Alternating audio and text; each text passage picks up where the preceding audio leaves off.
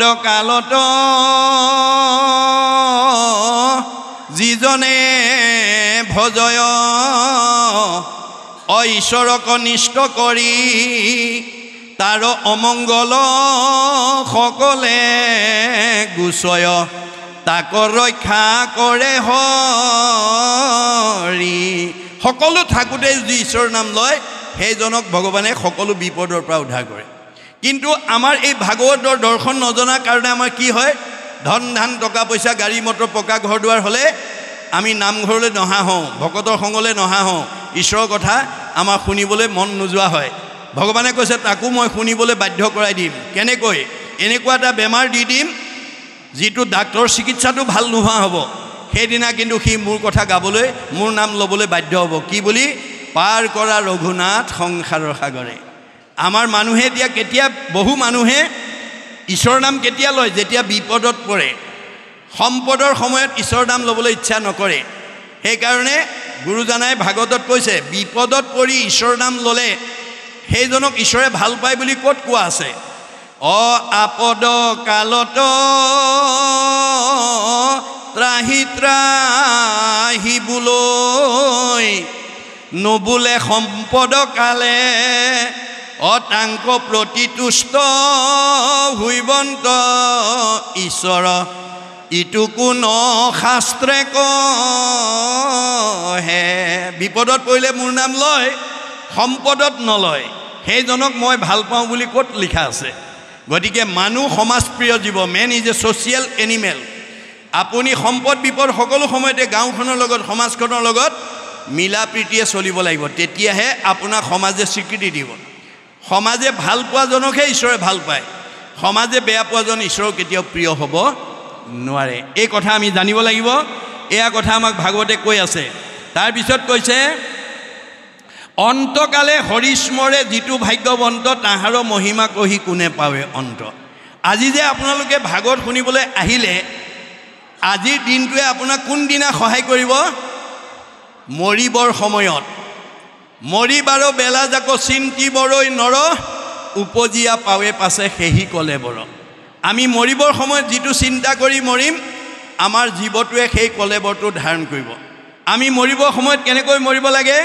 মুখে বোলা ৰাম হৃদয়ে ধৰা ৰূপ এতেকে মুকুতি পাইবা কহিলো স্বৰূপ মহাপুৰুষে আমাক দৰ্শন দি দিছে যে আমি জীৱশ্ৰেষ্ঠ মানুহ হিচাপে মৰিবৰ সময়ত আমাৰ মুখত ঈশ্বৰৰ নামটো আহিব লাগিব আৰু হৃদয়ত ৰূপটো চিন্তা কৰিব লাগিব তাৰ কাৰণে 12 বছৰ বয়সত আমি ল'ৰা ছোৱালীক শৰণ দিব লাগিব 6 বছৰত গুৰু পৰিচয় কৰাই দিব লাগিব এতিয়া এই কথাটো নাজানি বহুতে প্ৰতিবাদ কৰে ইমান সৰুতে ল'ৰা ছোৱালীক শৰণ ভজন দিলে কেনেকৈ মানিব এইটো আপোনাৰ মতহে আপোনাৰ মতটো কেতিয়াও সমাজত নক'ব বেদে সেইটো কৈছে জানো বেদে কি বুলি কৈছে হেন জানি শিশু ক'ব এৰা আন কৰ্ম ধৰিও কুমাৰৰ কালে ভাগৱত ধৰ্ম আমি ল'ৰা ছোৱালীক সৰুৰ পৰাই ভাগৱত ধৰ্ম শিক্ষা দিব লাগিব আপোনাৰ ঘৰলৈ অহা আলহী অতিথিৰ ওচৰত আশীৰ্বাদটো ল'ব লাগিব আপুনিহে জানে মাক বাপেকে জানে স্কুললৈ পঠিয়া ল'ৰা ছোৱালীকেইটা পঢ়া শুনাত ক'ত দুৰ্বলতা আছে অংকত দুৰ্বলতা নে ইংৰাজীত দুৰ্বলতা নে সমাজ অধ্যয়নত দুৰ্বলতা নে বিজ্ঞানত দুৰ্বলতা নে ছবিত দুৰ্বলতা নে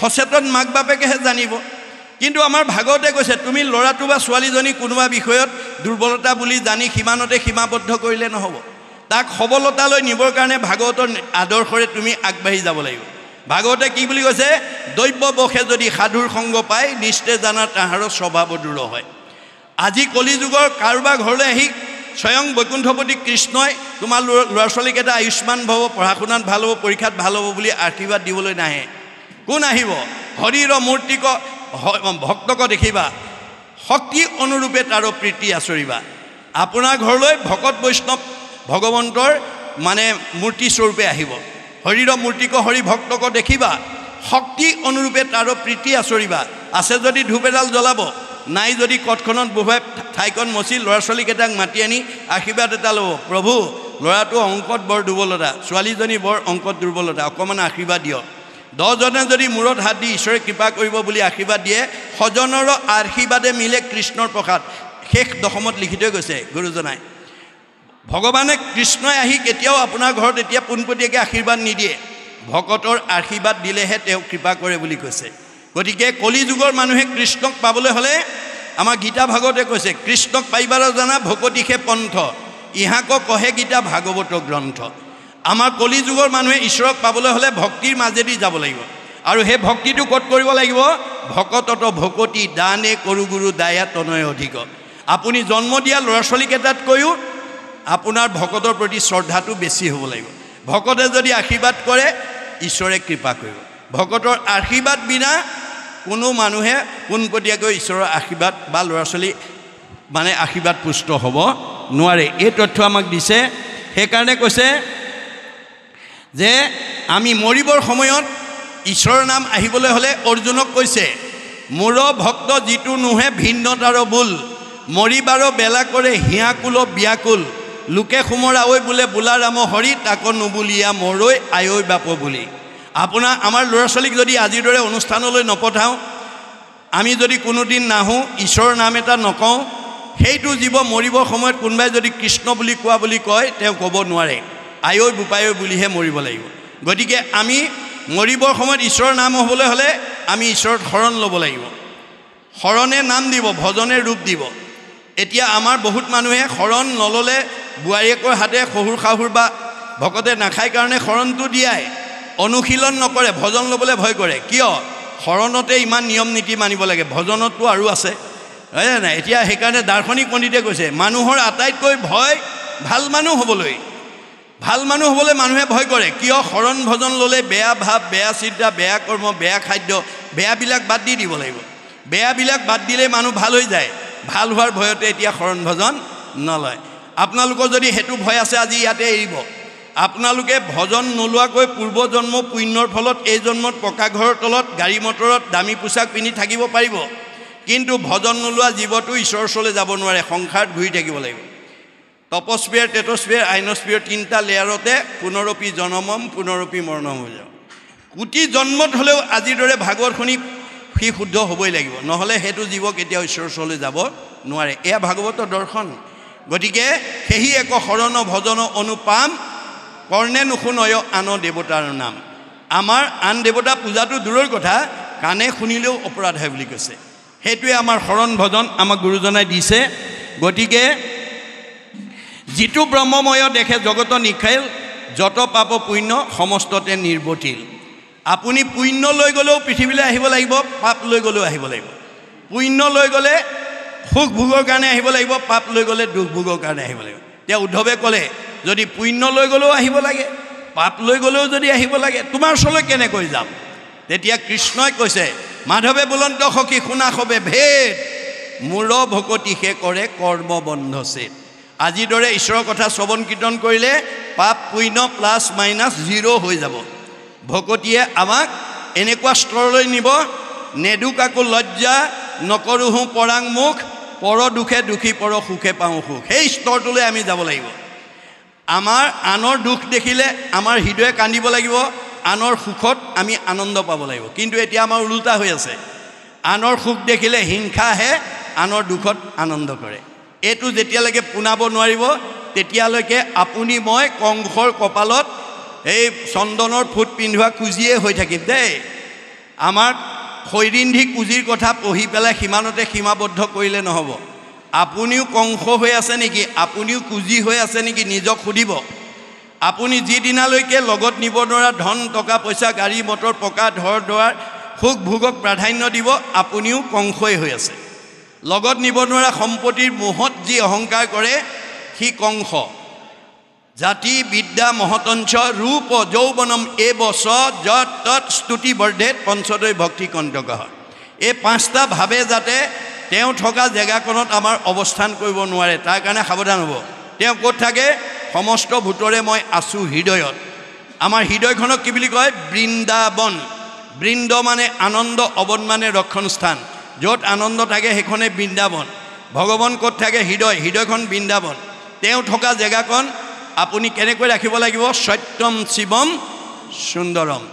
এইখন হৃদয়ত যদি কাম ক্ৰোধ লোভ মোহ মদ মাৎসৰ্য ঈৰ্ষা হিংসা কুৰচুট কপট ঠগ প্ৰবঞ্চনা পৰনিন্দা পৰচৰ্চা অভিমান অহংকাৰ পৰ অন্যায় জেদ ভাৱ, এই আসুৰিক ভাৱবিলাক যাৰ হৃদয়ত থাকিব সি ডেকা ল'ৰাই হওক, গাভৰু ছোৱালীয়ে হওক, বোৱাৰীয়ে হওক, শাহুৱে হওক, পিতৃয়ে হওক, মাতৃয়ে হওক, সেইখন লেতেৰা হৃদয়। লেতেৰা হৃদয়ত কৃষ্ণ চৈতন্য হৈ নাথাকে। কৃষ্ণ চৈতন্য হৈ নথকা হৃদয়খনৰ মানুহে খোলা হাঁহি মাৰিব নোৱাৰে। খোলা হাঁহি মাৰিব নোৱাৰা মানুহৰ চেহেৰা ভাল নহয়, কমনীয়তা নাবাঢ়ে, আয়ুস নাবাঢ়ে। মনত ৰাখিব কথাটো। গতিকে ভাগৱতে আমাক চব তথ্য দি আছে। এই তথ্যখিনি আমি ইয়াৰ পৰা লৈ আমি নিজক সংস্কাৰ কৰিব লাগিব। আমি নিজে শুদ্ধ হ'বৰ কাৰণে ভাগৱত শুনিবলৈ আহিব লাগে। সেইকাৰণে কৈছে হৰিৰ কথাটো তাৰ ৰতি অবিশ্ৰাম, সদায়ে মুখত নেৰৈ ৰাম কৃষ্ণ নাম। আমাৰ এনেকুৱা এটা পৰ্যায়লৈ আমি যাব লাগিব, ল'ৰা ছোৱালীবিলাকক নিব লাগিব। ভগৱন্তৰ হাজাৰটা নামৰ পৰা এটা নাম যাতে আমাৰ খাওঁতে খুওঁতে যাওঁতে যাতে মুখত আহে। মাধৱদেৱে কৈছে ৰাম কৃষ্ণ নাম যিটো সদায় ফুৰে গাই, সদায় মংগল তাৰ অমংগল নাই। দুটা আখৰ ৰামকৃষ্ণ নামটো যাতে আমাৰ সদায় মুখত আহি থাকে, তাৰ প্ৰতি আমি অভ্যাস কৰিব লাগিব দেই। অৰ্জুনক কৈছে তুমি ইন্দ্ৰিয় সংযম কৰিবা, মনক সংযম কৰিবা, নহ'লে চাৰিমুঠি জীৱৰ ভিতৰত সৰ্বশ্ৰেষ্ঠ উপাধি লোৱাৰ সাৰ্থকতা নহ'ব। তেতিয়া অৰ্জুনে প্ৰতিবাদ কৰিছে, কি বুলি? কাৰ খাদ্য আছে মনক সংযম কৰিব, ইন্দ্ৰিয় সংযম? নাই নাই, এইটো প্ৰস্তাৱ মোৰ গ্ৰহণযোগ্য নহয়। হেন শুনি অসন্তোষ কৰন্ত অৰ্জুন, ইন্দ্ৰিয়ক বশ্য কৰি বাক পাৰে কোন। কাৰ খাদ্য আছে ইন্দ্ৰিয়ক? নাই নাই, এইটো প্ৰস্তাৱ মই মানিব নোৱাৰোঁ। কৃষ্ণই হাঁহি পেলাই কৈছে, কৃষ্ণে বোলে সখী তুমি নকৰিবা ভয়, অভ্যাসতে ইন্দ্ৰিয় বশ্য আপুনি হয়। অভ্যাস কৰক। আজি আপোনালোকে নিজকে সোধকচোন বাৰু, অহাৰ পৰা নাম লোৱাৰ পৰা ধৰি এতিয়ালৈকে কঠখনত বহি আছে, ঘৰত অকলে এনেকৈ কঠ এখনত বা চকী এখনত অকলে বহি থাকিব পাৰিলেহেঁতেনে? নোৱাৰিলেহেঁতেন। কোনে বহুৱাইছে আজি? কিয় বহিছে? এই ৰহস্য ভেদ কৰিব লাগিব। আমাৰ বেদত কৈছে স্বপৰম অনুৰক্তি ঈশ্বৰে ভক্তি। আজি আপোনালোক ইয়াত বহি থকাসকলে ভাগৱতৰ ঈশ্বৰৰ কথা জানিবৰ কাৰণে, শুনিবৰ কাৰণে, বুজিবৰ কাৰণে এটা আগ্ৰহ লৈ বহি আছে। এই আগ্ৰহে আমাক 6টা প্ৰমোচন দিব। মনত ৰাখিব, প্ৰথম স্কন্ধ ভাগৱততে ইয়াক কৈ দিছে। ভাগৱতে কেৱল নিয়ম শৈলীৰ কথা কৈ আছে, পদ্ধতিৰ কথা কৈ আছে, কেনেকৈ কি নিয়মত থাকিলে আমি জীৱনটো সুন্দৰভাৱে আগুৱাই নিব পাৰিম, এই নিয়মৰ কথা কৈ আছে। গতিকে আমাৰ প্ৰথম আজি আগ্ৰহ লৈ আছে কাৰণে আগ্ৰহ, ৰতি, প্ৰীতি, ভক্তি, শান্তি, মুক্তি, 6 নম্বৰ মুক্তি দিব। আজি আপোনালোক আগ্ৰহ লৈ বহি আছে কাৰণে ৰতি হৈ থাকিব পাৰিছে। কঁকাল বিষ আছে যদি, ভৰি বিষ আছে যদি ওচৰলৈ আহিব পৰা নাই। পোহৰৰ ওচৰলৈ যেনেকৈ আন্ধাৰ আহিব নোৱাৰে, ভক্তিৰ ওচৰলৈ বিকাৰ আহিব নোৱাৰে। এই ৰতিটো হ'ব লাগিব। ৰতি হোৱাৰ লগে লগে প্ৰীতি। আজি আপোনালোকে ঈশ্বৰৰ কথা শুনাৰ কাৰণে কিবা এটা ভাল লাগিছে কাৰণে বহি আছে, ভাল নলগা হ'লে বহি নাথাকে। প্ৰীতি যদি ভাল লগা ভাৱটো আহি গ'ল, তেতিয়া ভক্তি আহি গ'ল আৰু আপোনাৰ ঘৰলৈ ভক্তি আহি যাব। ভক্তি অহাৰ লগে লগে আপোনাৰ জীৱই শান্তি পাব, শান্তি পোৱা জীৱই মুক্তি পাব। মনত ৰাখিব কথাটো। আমাক জীৱনশৈলীৰ কথা কৈ আছে। ভাগৱতে 8টা সদাচাৰ কথা কৈ আছে। 8টা সদাচাৰ। এই 8টা সদাচাৰ আপুনি আৰু পৰিয়ালবৰ্গক যদি শিকাব পাৰে, বুজাব পাৰে, কৰাব পাৰে, আপোনালোকৰ ঘৰখনত বেমাৰ আজাৰ হ'ব নোৱাৰে, হাই কাজিয়া হ'ব নোৱাৰে, মনলৈ দুখ বেদনা আহিব নোৱাৰে। আমাৰ কি 8টা সদাচাৰ?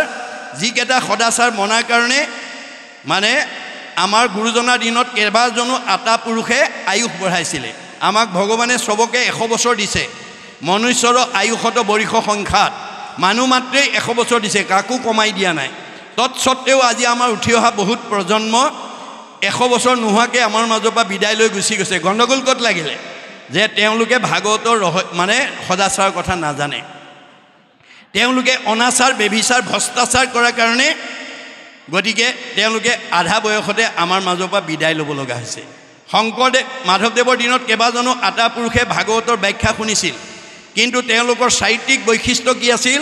গুৰুতকৈ শিষ্য জ্ঞান, খুচৰি খুচৰি লয় জ্ঞান। নজনা কথাটো চব শিকি ল'লে। শিকাওঁতা মাধৱদেৱ 107 বছৰ জীয়াই থাকিলে, শিকাওঁতা শংকৰদেৱ 120 বছৰ জীয়াই থাকিলে, কিন্তু তেওঁলোকৰ পৰা শিক্ষা লোৱা বদলা এটা 130 বছৰ, ৰাম এটা 140 বছৰ, মথুৰা দাস এটাই 151 বছৰলৈ আয়ুস বঢ়ালে। এই উপৰঞ্চি বয়সবিলাক ক'ৰ পৰা পালে? যিবিলাকে অনাচাৰ, বেবিচাৰ, ভ্ৰষ্টাচাৰ কৰিব, তেওঁলোকৰ পৰা আয়ুস কাটি নি এই নিয়ম মনাবিলাকক দি দিব। আপোনালোকৰ 2 নম্বৰ এই চাউল কৰা গাঁৱৰ আটাইতকৈ বেছি বয়স পোৱা মতা মানুহ কোন আছে আৰু আটাইতকৈ বেছি বয়স পোৱা মাইকী মানুহ কোন আছে, এবাৰ অন্তৰ্দৃষ্টিৰে চালেই ভাগৱতৰ এই উত্তৰটো আপোনালোকে দেখা পাব। চাউল কৰা গাঁৱৰ যিগৰাকী মাইকী মানুহ ঈশ্বৰৰ প্ৰতি ভক্তি থাকিব, নীতি সদাচাৰ থাকিব, তেওঁ আন মাইকী মানুহতকৈ আয়ুস বেছি পাব। আপোনালোকৰ মতা মানুহ যিজনে ভক্তি কৰিব, ঈশ্বৰৰ প্ৰতি অনুৰাগ থাকিব আৰু নীতি সদাচাৰ মানিব, তেওঁ আয়ুস আনতকৈ বেছি পাব। মনত ৰাখিব কথাটো। গতিকে আমাৰ 8 প্ৰকাৰ সদাচাৰ: কায়ৰ সদাচাৰ, বাক্যৰ সদাচাৰ, মনৰ সদাচাৰ, গমন সদাচাৰ, শৌচ সদাচাৰ, অন্ন সদাচাৰ, স্নান সদাচাৰ, শয়ন সদাচাৰ। এই 8 প্ৰকাৰ সদাচাৰ আমি মানি চলিব লাগিব। 1 নম্বৰ কায়ৰ সদাচাৰ। আজি আমাৰ এই কাইটো পৰৰ উপকাৰ কামত ব্যৱহাৰ কৰিব কাৰণে দিছে। পৰোপকাৰায় ইদম শৰীৰম। দে আজিৰ অনুষ্ঠানটো মই আৰম্ভণিটো কৈছোঁ, আকৌ কৈছোঁ, আজিৰ এই দুদিনীয়া অনুষ্ঠানটো সৰ্বাংগ সুন্দৰ কৰিবৰ কাৰণে কোনো ভকতে যাতে আহি কোনো অসুবিধা নোপোৱাকৈ যদি শলাগ লৈ যায়, আপোনালোকৰ ইয়াত পুণ্য আছে। গতিকে আমাৰ এই 2টা দিনত এইখন গাঁৱৰ ডেকা গাভৰু বোৱাৰী জীয়াৰী সকলোৱে পুণ্য লোৱাৰ এটা সৌভাগ্য। গতিকে আপোনালোকে এই কাইটো যাতে আপোনালোকে অকণমান ভকত সেৱা কামত ব্যৱহাৰ কৰিব। কৃষ্ণ কীৰ্ত নকৰিয়া ভৈলুহো বৰ্বৰ, ইটো হস্ত বাহু মিছা মৃতক সৱৰ। আপোনাৰ অকণমান সহায় কৰি দিব পৰা শক্তি আছে, কিন্তু আপুনি ব্যৱহাৰ কৰা নাই। আপুনি মৰা মানুহৰ হাতকেইটাহে ভাৰ বোলে, আপোনাৰ হাতকেইটাৰ কোনো মূল্যাংকন নহ'ব। এইটো হৈছে কায়ৰ সদাচাৰ। বাক্যৰ সদাচাৰ, সত্যপ্ৰিয় হিত। এই বিষয়ে মই আগত কৈ গৈছোঁ। সঁচা কথা ক'ব, শুনিবলৈ ভাল পোৱাকৈ ক'ব, আনক উপকাৰ হোৱাকৈ ক'ব। আপোনাৰ কথাই যাতে আনক অপকাৰ কৰিব নালাগিব। কাক অপকাৰ কৰিব? চবতে ভগৱান আছে, সকলোতে ভগৱান আছে। আপুনি ভগৱানক আত্মাক দুখ দি আপুনি বাচি যাব নোৱাৰিব। গতিকে আপুনি কথা কওঁতে সাৱধান হ'ব যাতে আপোনাৰ কথাই আনক আঘাত দিব লগা নহয়। এইটো হৈছে বাক্যৰ সদাচাৰ। মনৰ সদাচাৰ, দয়া প্ৰেম কৰোণা, ইজনৰ প্ৰতি সিজনৰ মৰম চেনেহ থাকিব লাগিব। গমন সদাচাৰ, ভৰিকেইটা আমাক ভগৱানে যাবৰ কাৰণে দিছে। যাবৰ কাৰণে দিলে বুলিয়ে অগম্যা গমন কৰিলে নহ'ব। ক'লৈ যাব লাগিব, ক'লৈ যাব নালাগিব ভাগৱতে সীমা বান্ধি দিছে। সংঘ অনাসংঘ বামুণীয়া কীৰ্তনীয়া সত্ৰ সমাজ বুলি নহয়, জীৱশ্ৰেষ্ঠ মানুহৰ কাৰণে বান্ধি দিছে। প্ৰথম, কলি থকা ঠাইলৈ আপোনালোকৰ পৰিয়ালৰ কোনো লোক যাবলৈ নিদিব। কলি ক'ত থাকে? পৰীক্ষিত ৰজাই কলিক নিগ্ৰহ কৰোঁতে প্ৰধানকৈ 4টা ঠাই দিছে। নিৰপতি বুলন্ত কলি তোক দিলো স্থান, জৈত খেলে জুৱা পাশা কৰে মদ্যপান। স্ত্ৰী পঞ্চসোণা গৃহস্থৰ থাকে জৈত, এই 4 স্থানৰ দিলোঁ বংশ গয়াতৈত। প্ৰথম এই 4টা ঠাইলৈ আমাৰ পৰিয়ালৰ যাতে সদস্য গাঁওখনৰ কোনো যাতে যাব নোৱাৰে, তাৰ প্ৰতি জ্যেষ্ঠসকলে অকণমান চোকা দৃষ্টি ৰাখিব। জুৱা পাশা খেলা ঠাই, মদ্যপান কৰা, পৰস্ত্ৰী আসক্ত, হিংসা ধৰ্ম। নিৰপতি বুলন্দ কলি তোক দিলোঁ স্থান, জৈত খেলে জুৱা পাশা কৰে মদ্যপান। স্ত্ৰী পঞ্চসোণা গৃহস্থৰ থাকে জৈত, এই 4 স্থানৰ দিলোঁ বংশ। এই 4টা ঠাইলৈ যাতে আমি যাব লগা নহয়, তাৰ প্ৰতি সতৰ্ক হ'ব। 1। 2 নম্বৰ, অন্য দেৱী দেও নকৰিবা সেও, 1খন বেৰ। গৃহো নপঢ়িবা তাৰ, 2খন বেৰ। মূৰ্তিকো নাচাইবা, 3খন বেৰ। প্ৰসাদো নাখাইবা, 4খন বেৰ। এই 4খন বেৰত আমাৰ জীৱশ্ৰেষ্ঠ মানুহৰ জীৱটো ৰাখিব লাগিব। আপুনি বাৰীত চাৰিওফালে বেৰা দি যদি খেতি কৰে, গৰু ছাগলীয়ে অনিষ্ট কৰিব নোৱাৰে। যদি এখন বেৰ ভাগি যায়, সেইফালে সোমাই অনিষ্ট কৰিব। আপোনাৰ জীৱটোৱে যদি এই 4 বেৰ ভাঙি পেলাই যায়, আপুনি আয়ুস কমি যাব, বিকাৰ হ'ব। মনত ৰাখিব কথাটো। আপুনি আয়ুস বঢ়াবও পাৰে, কমাবও পাৰে, সেইটো আপোনাৰ ওপৰত নিৰ্ভৰ কৰিব। গতিকে আমাক গুৰুজনে নিয়ম বান্ধি দিছে। গমন সদাচাৰ। তাৰপিছত শৌচ সদাচাৰ, মানে শৌচ প্ৰস্ৰাৱ কৰি পৰিষ্কাৰ পৰিচ্ছন্ন হ'ব লাগিব, সেইটো আমাৰ সদাচাৰ। স্নান সদাচাৰ। এতিয়া গৰম দিন, গৰম উঠিলে বুলি বাথৰুমত গৈ ঢলঢলকৈ পানী ঢালি গা ধুলে নহ'ব। আপুনি গা ধুই থাকোঁতে মনটোকো পৰিষ্কাৰ কৰিব লাগিব। জয় গুৰু শংকৰ সৰ্বগুণা কৰ যা কেৰি নাহিকে উপাম, তুহাৰী চৰণে ৰেণু শতকোটি বাৰ একো কৰোঁ প্ৰণাম। দৰশিত সুন্দৰ গৌৰ কলেবৰ জৈচন সুৰপৰ কাষ, সকলো সভাসদ ৰঞ্জন যা কেৰি দৰ্শনে পাপ বিনাশ। গুৰু বন্দনা, দেও বন্দনা, লীলামালা, গুণমালা, ঘোষা, কীৰ্তন, বৰগীত যি আছে গাই থাকিব। বাহিৰো চফা হ'ব, ভিতৰো চফা হ'ব। আৰু সকলো চফাতকৈ বেদে কৈছে সৰ্বেশাম এব শৌচানাম অৰ্থ শৌচম পৰম শ্ৰীমিতম। সকলো পবিত্ৰতাৰ ভিতৰত অৰ্থ পবিত্ৰতাৰ ওপৰত বেছি গুৰুত্ব দিব। আমাক অৰ্থই বিপদে লৈ গুচি যায়। আজি বহুত মানুহে সমাজত সমিতি পাতি দিয়ে, সভাপতি সম্পাদক পাতি পেলাই কোনো অনুষ্ঠান পাতে, দান বৰঙণি দিয়ে, অনুষ্ঠান ভালকৈ কৰে, কিন্তু পাছত ৰাহি পইচা হিচাপ কিতাপ বহুতে নিদিয়ে। তেনেকুৱা যাতে অৰ্থৰ আসক্তিয়ে যাতে আপোনাক বিপথে পৰিচালিত কৰিব নোৱাৰে, তাৰ প্ৰতি সাৱধান হ'ব। কাৰণ আপুনি যদি হিচাপ নিদিয়ে আপোনাৰ পৰৱৰ্তী সময়ত আৰু সমাজে কেতিয়াও আপোনাক সেই দায়িত্ব দি পেলাই অনুষ্ঠান আগবঢ়াই নিবলৈ বিশ্বাস নকৰে মনত ৰাখিব কথাটো ধনৰ পবিত্ৰতা যি ৰাখিব তাতকৈ আৰু পবিত্ৰতা দ্বিতীয় নাই তাৰপিছত আহিলে অন্ন সদাচাৰ ক্ষেত্ৰত আমাৰ আইসকল বিশেষ প্ৰাধান্য দিব লাগিব বিবাহিত আইসকলক বেদৰ মতে বিয়া হোৱাৰ দিনাখন 7টা প্ৰতিজ্ঞা কৰে তাৰে প্ৰথম প্ৰতিজ্ঞাটো কিহৰ ওপৰত কৰাইছিল অন্ন লাভৰ কাৰণে তুমি প্ৰথম খোজ আগবঢ়া তেতিয়া আইগৰাকীয়ে কৈছিল আজিৰ পৰা ধন ধান অন্ন ব্যঞ্জন আদি মোৰ অধীন হ'ব সেই অৰ্থে মই প্ৰথম খোজ আগবঢ়াইছোঁ বুলি সোঁ ভৰিটো আগলৈ উত্তৰ ফালে এখোজ আগবঢ়াইছিল গতিকে 7টা প্ৰতিজ্ঞাৰ ভিতৰত প্ৰথম প্ৰতিজ্ঞাটো অন্নৰ ওপৰত কিয় কৰা হৈছিল আইগৰাকীয়ে ৰন্ধন কৰি দিয়া অন্ন স্বামীকে প্ৰমুখ্য কৰি শহুৰ শাহুৰ পৰিয়ালবৰ্গ আলহী অতিথিক খুৱায় আইগৰাকীয়ে প্ৰস্তুত কৰি খোৱা অন্নৰ পৰা আমাৰ প্ৰত্যেকৰ শৰীৰত 7 ধাতু সৃষ্টি হয়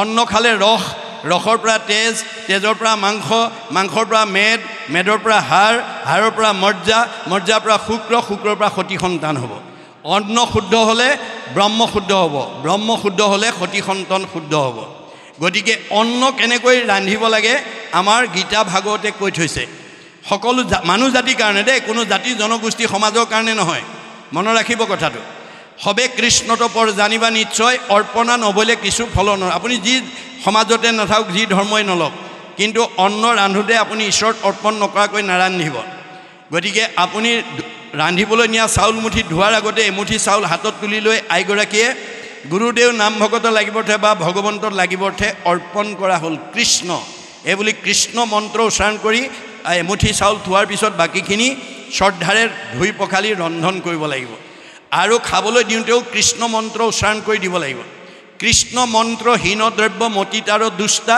অন্ন জল সুৰাতাৰ কুকুৰৰ বিষ্টা আমাৰ বেদে কৈছে ভগৱানে কৈছে যে অন্ন খাবলৈ দিওঁতে যিগৰাকী আয়ে কৃষ্ণ খাওক বুলি নকয় তেওঁ যিমান সুন্দৰকৈ ৰন্ধন কৰি নিদিয়ক তাত 5টা পাপ লাগি আছে আমাৰ প্ৰত্যেকখন গৃহস্থী ঘৰত ৰাতিপুৱা শুই উঠাৰ পৰা গধূলা খোৱালৈকে কৰ্মবিলাক কৰোঁতে অবাঞ্ছিত 5টা পাপ হয় বুলি কৈছে গীতা ভাগৱতে কন্দনী পেখনি চুলি কলসী মাৰ্জনী সংঘ অনাসংঘ বামুণীয়া কীৰ্তনীয়া বুলি কথা নাই সকলো গৃহস্থী ঘৰতে এই 5টা পাপ হ'বই 1 নম্বৰ কন্দনী মানে ঢেঁকী বা মিক্সাৰত জা জলপান প্ৰস্তুত কৰিলে ব্ৰহ্ম হত্যা হয় তাত এটা পাপ লাগে পেখনি মানে পতাত মছলা পিছা সৰিয়হ পিছা আদা পিছা জলকীয়া পিছা নহৰু পিচি অন্ন তৈয়াৰ কৰোঁতে তাত ব্ৰহ্ম হত্যা হয় তাত পাপ লাগে চুলি মানে জুহালত বা গেছত ৰন্ধনশালাত অন্ন তৈয়াৰ কৰোঁতে তাতো ব্ৰহ্ম হত্যা হয় তাতো পাপ লাগে কলসী কলহ বা কোনো পাত্ৰত পানী আনিলে চকুৰে মনিব নোৱাৰা জীৱাণু আহে আৰু গৰম কৰি মাৰি পেলোৱা হয় তাতো ব্ৰহ্ম হত্যা তাতো পাপ লাগে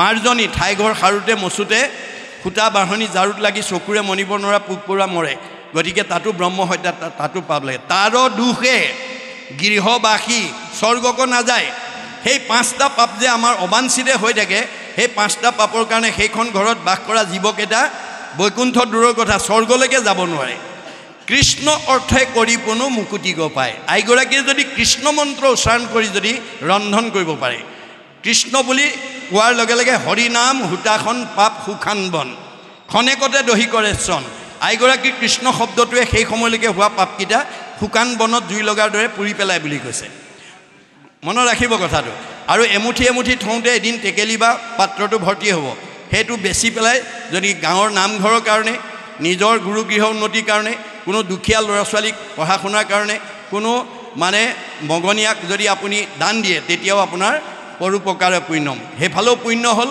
আৰু অন্নও শুদ্ধ হ'ল ডাবল পুণ্য হৈ গ'ল এই আদৰ্শৰে আমি ৰন্ধন কৰিবলৈ আইসকলে বিশেষকৈ গুৰুত্ব দিব লাগিব